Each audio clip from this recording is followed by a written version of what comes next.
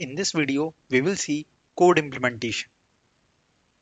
Now let's check out a quick code implementation of meeting rooms.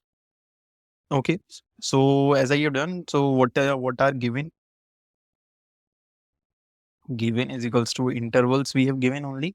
Okay, so what I will do, I will simply first of all I will sort the intervals dot sort, and how I will sort it. Basically, I will take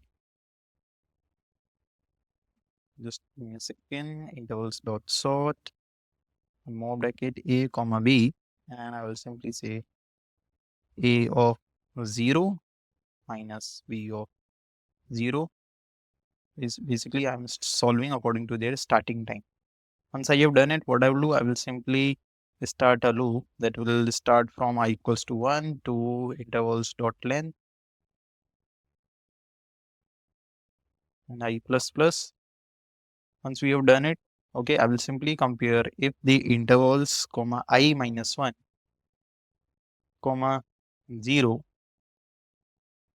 that is starting time, okay, not 0, end, right? If ending time is greater than the start time, that means intervals I comma 0, what I will say, I will simply return false.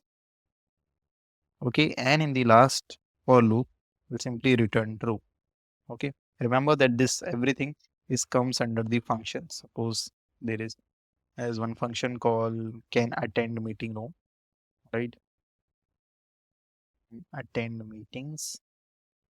In this function, intervals is provided. I will simply put this code, everything code here in this function, and this is how it will look, right? So basically, I have given this for you that how I will write it here. And yeah, this will be the code implementation of this problem. Okay. I don't think that there is a need of dry run. So for this video, we won't do the dry run. That's a basic code implementation of this problem.